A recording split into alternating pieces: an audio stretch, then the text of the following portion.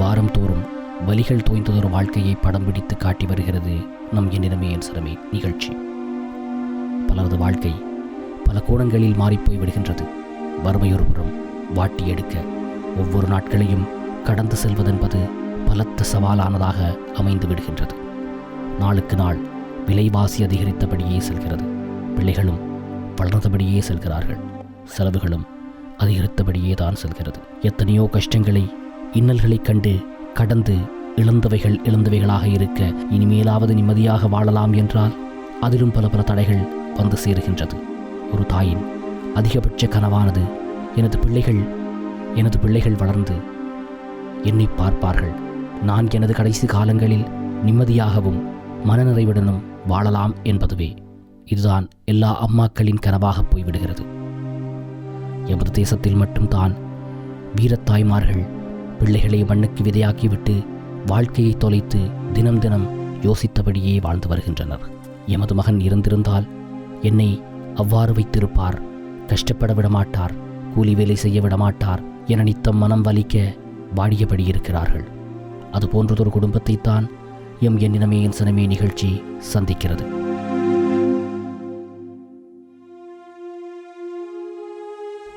இவர் பெயர் சகாயமேரி. இவருக்கு 2 பிள்ளைகள்.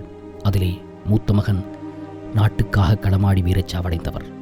கஷ்டப்பட்டு தகப்பனார் காயப்பட்டு இன்று நடக்க முடியாமல் படுத்த படுக்கையாக உள்ளார். இவரது மகளோ கணவரால் கைவிடப்பட்டு பிள்ளைகளை தனியனே உழைத்து பார்த்து வருகிறார்.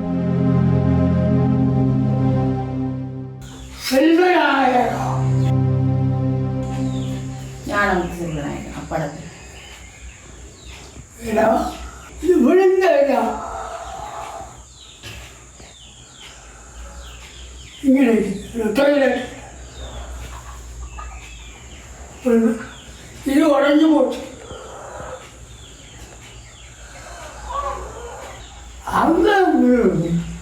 அவங்களுக்கு ஆரோக்கியம் இக்கடி சண்டை அவனாங்க ஒரு அதுலேயும் வெளிப்பட்ட இந்த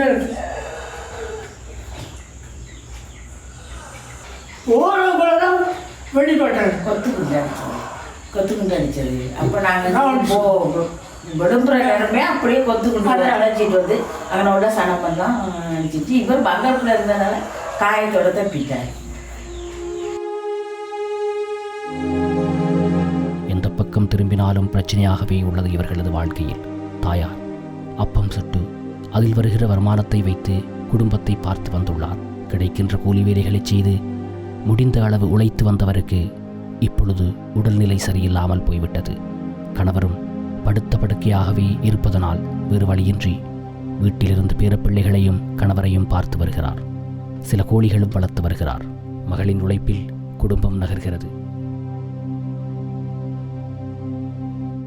2008 7ஆம் தேதி வாக்கில் போனோம். இங்கே செல் அடித்தது ஒரு 6 மணி அப்படி இருக்கும் இரவு அடித்தது. கரையா மாவட்டத்தில் இருந்துட்டு அதுக்கப்புறம் இங்கே போனோம் மாயவனூருக்கு. மாயவனூரில் இருந்துட்டு அப்படியே கொஞ்சம் கொஞ்சமாக இடம்பெயர்ந்து ஒரு நாளைக்கு ஒரு இடத்துல இருந்து போயிட்டு வளைஞ்சர் படத்தில் போயிருக்கப்போ தான் கொத்துக்குண்டு அடிச்சது. கொத்துக்குண்டு அடித்து நியாயமான சனங்க செத்துது. இவருக்கு காயப்பட்டது. மற்றது அதுக்கு பிறகு 2 நாளைக்கு ஒருக்கா 3 நாளைக்கு ஒருக்கா கொட்டியில் உடைச்சி போய் முள்ளிவாய்க்கால தான் பெரிய சண்டை அவங்க வந்த நேரத்தில் தான் மகனையும் இழந்தது. மகனை பொடி கூட நாங்கள் பார்க்கல. அப்படியே கீரை அடித்து பிள்ளை அப்படியே அமர்ந்துட்டுது. இங்கே கடைசியாக முள்ளிவாய்க்கால் ரோட்டில் போகிறப்ப 5ஆம் தேதி 10ஆம் மாதம் 9ஆம் மாதம் 5ஆம் தேதி மகன் வீரச்சார். மகன் வந்து 2003 உம்பரான் பாண்டிய படையில் வேகத்தில் இருந்தார். அவர் 3 தடவை காயம்பட்டிருக்கார். முதல்ல இது மறையடிச்சாங்குளத்தில் ஓமந்த பாதையில் அடித்து காயம்பட்டார். அது பண்ணது இங்கே கிளினிச்சி ஆஸ்பத்திரியில் 3 மாதம் வச்சுருந்தோம். அதில் இருந்து போயிட்டு பிறகு 2ஆம் தரமும் காயம்பட்டிருந்தார். 3ஆம் தரம் தான் இறுதி சண்டையில் அவர் ஆளே இல்லாமல் போயிட்டார். பொடி எங்களுக்கு கிடைக்கல. எங்களுக்கு ரேடியோவில் சொன்னது மட்டும்தான் விசாரித்தோம். அவங்களோட படையணிக்காரர் வந்து சொன்னாங்க, அம்மா பொடி எடுக்க இடாதம்மா மெடிசினில் செல் அடித்து அப்படியே பிள்ளை எல்லாம் கணக்கு பிள்ளைகள் வந்துட்டுது எடுக்கலாம் போயிட்டு எங்களுக்கு. நாங்கள் அங்கே தான் இருக்கிறோம், வட்டுவானில் முடியாதுல்ல.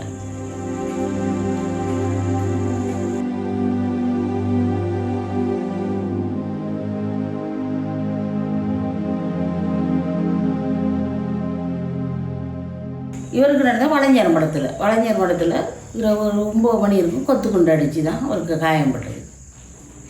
இடது காலும் இடது கையிலையும் காயம்பட்டது. நாங்களாம் பங்கருக்குள்ளே இருந்தோம். இவர் பங்கரை விட கொஞ்சம் மேலே வந்தவர் தான் கொத்து குண்டு. வளைஞர் மடத்தில் ஒரு பெரிய சேர்ச்சி இருக்குது, அந்த சேர்ச்சிக்கு பக்கத்தில். எனக்கு 2 பிள்ளைகள், ஒருத்தர் விரைச்சா, ஒரு மகளுக்கு 3 பிள்ளைகள் இருக்குது. அவருக்கு இந்த இடம்பெயர்ந்து போகிற நேரம் தான், ஆமி கட்டுக்கிட்ட போகிற நேரம் வட்டுவானில் வச்சு தான் தம்பியோட ஃப்ரெண்ட்ஸு இப்படி கல்யாணம் முடித்து கூட்டிகிட்டு போகிறேன். என்னென்னு கேட்டால் தனியாக ஆமியோட போகையில் அத்தனை ஆமிகிட்டேனும் கூட்டிகிட்டு போனோம்.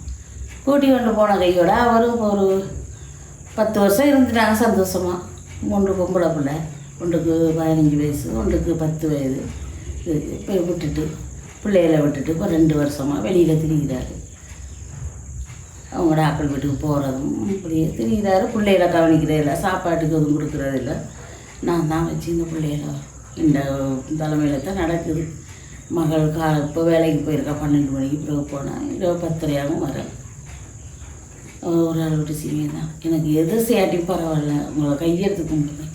என் பிள்ளையோட படிப்பும் என் பிள்ளையோட வாழ்வார்த்தையும் கொடுங்க, அதுக்காக வளர்ந்து நல்ல நிலைக்கு வருது. எனக்கு ஒரு பிள்ளை உதவி தான் இருக்குது. நாங்கள் இன்றைக்கு வந்து நானே போயணுங்கிற பிள்ளையோட வாழ்க்கை.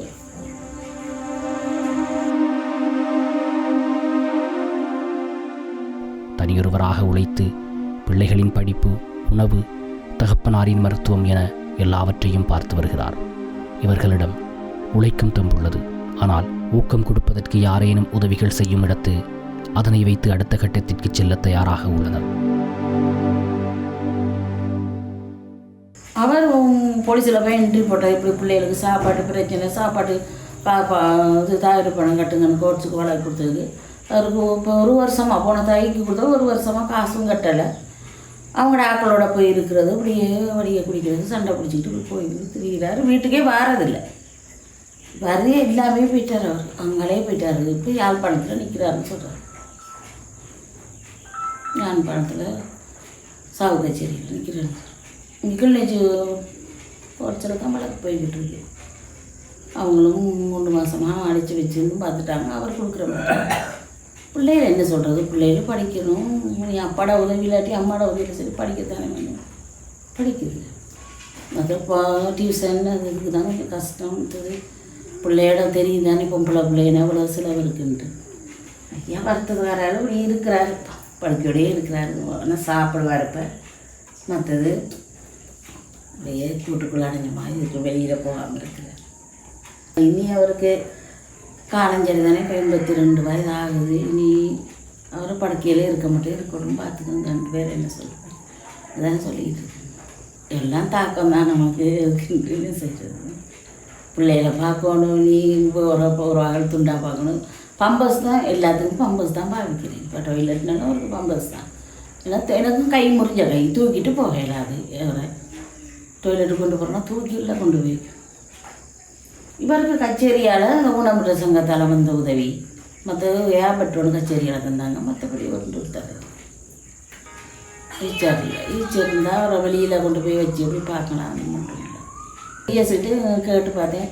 அவர் சொல்கிற மாதிரி எங்களுக்கு தரக்கூடிய மாதிரி இல்லை தானே, மாதிரி கொஞ்சம் விலையும் கூட தானே அப்படின்ட்டு. இப்போ குளிப்பாட்டுறதுனால இந்த இதுக்குள்ளே வச்சு தண்ணியை கலந்து இதுக்குள்ளேயே தான் வச்சு குளிப்பாட்டுறது.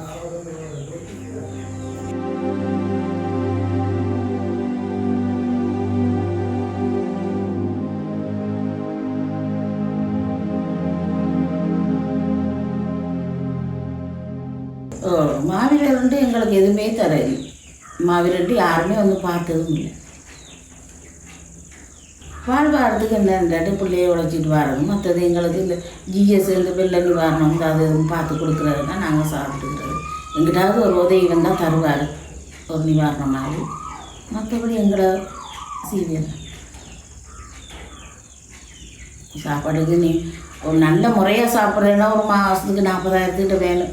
ஏதோ இருக்கிற மாதிரி பிள்ளைகளுக்கும் சாப்பாடு கொடுத்து நாங்களும் பிள்ளைகளை கஷ்டத்தோடு வளர்த்துக்கிட்டு இருக்கோம். மகள்கிட்ட புருஷன் இப்படி சுரேஷ், அவரும் யுகத்தில் பழைய போராளியாக இருந்தவர் தான். அவர் இப்போ எதோ பிரச்சனை குடி போதையால் விட்ட விட்டே வலிக்கிட்டு போயிட்டார். 3 பிள்ளைகளையும் தாயையும் விட்டுட்டு. மகள் ஒரு ஆள் மட்டும் இந்த காமன்ஸில் வேலை செஞ்சு இங்கிட்டு சீவியத்தை பார்க்குது, பிள்ளையோட சீவியம் பார்க்குது. மற்றது பிள்ளைகளுக்கு படிப்பு செலவுக்கெல்லாம் கொஞ்சம் கஷ்டமாக தான் இருக்குது. கொப்பி புத்தகம் சீரோட இதுகளெல்லாம் பார்க்குறப்ப உங்களோட பிள்ளைகள் வளர்ந்த பிள்ளைகளுக்கு ஏதோ மட்டுமட்டாக இருக்குது. இங்கே தான் ஏதோ கடவுள் மாதிரி வந்து உதவி செய்யணும் இந்த குடும்பத்துக்கு.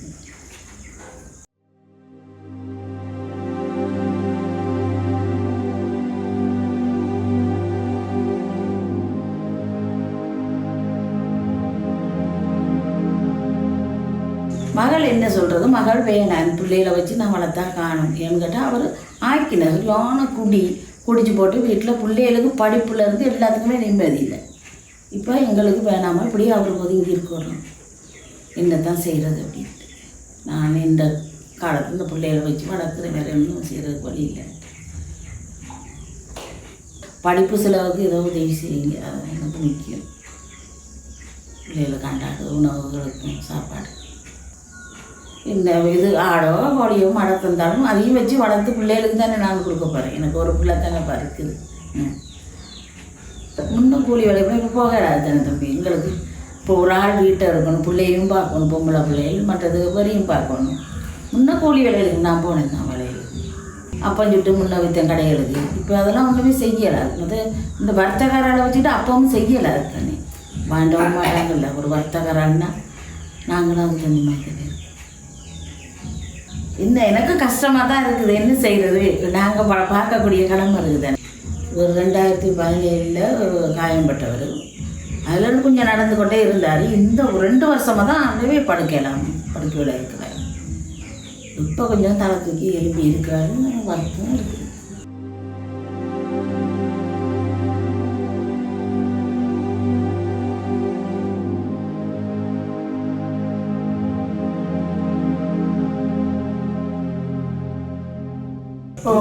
ஒருத்தருக்கு வெள்ளக்கு மேல்காலம் எரியுது, நடக்க இல்லை. என்னன்னு தெரியல, ஒரு எரியணும் கிளம்பி நடக்க இவ்வளோ தூரம் நடக்கலாம். இப்படியே இருக்க வேண்டியதான். அவரு இயக்கத்தில் இருந்தோம். இயக்கத்தில் கடனாக இருந்து பிடிப்பட்டு அப்புறம் அங்கே இருந்து வந்து பள்ளிங்க வெளிப்பட்டாங்க. செத்ததுங்களுக்கு தெரியாது. சொல்லித்தான் ஒரு கிடங்கு போய் பார்த்தோம். வளைஞ்சார மாட்டாங்க.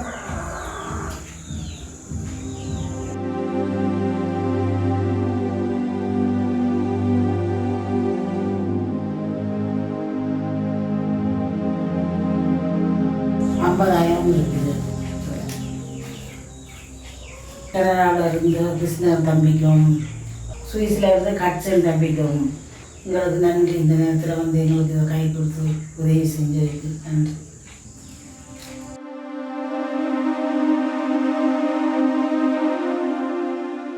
கால்நடைகளை வளர்த்து அதிலிருந்து வருமானத்தை பெருக்கி வாழ்வாதாரத்தினை வளர்த்து கொள்ள தயாராக உள்ளனர். அதற்கு ஏதேனும் உதவிகள் கிடைக்கும் பட்சத்தில் அதனை வைத்து முன்னேற தயாராக உள்ளனர். எமது வாழ்க்கை எவ்வளவோ கஷ்டத்தில் கழிந்து விட்டது. இனிமேல் எல்லாம் எமது பிள்ளைகள்தான். அவர்களது வாழ்க்கையை இனிமேல் தான் ஆரம்பிக்கப் போகின்றார்கள். அவர்கள் கல்வியில் மேம்பட்டு வாழ்வதற்கு உதவிகள் கிடைத்தால் போதுமானது எனச் சொல்கிறார்கள். எனவேதான் எம் உதவும் குணம் படைத்த உறவுகளே, உங்களாலான சிறு சிறு உதவிகள் மூலம் இவர்களது வாழ்க்கையில் பெரியதொரு மாற்றத்தினை உண்டு பண்ண முடியும். இவர்களது எதிர்காலம் மட்டுமே எமது நாட்டை வளப்படுத்தும் என நம்புகின்றோம். KV building and maintenance Krishna அண்ணன் மற்றும் ஹட்சன் குடும்பம் போன்று நீங்களும் உதவ முன் வாருங்களும் உறவுகளே. இது நம் தேசத்துக்கான யாசகம்.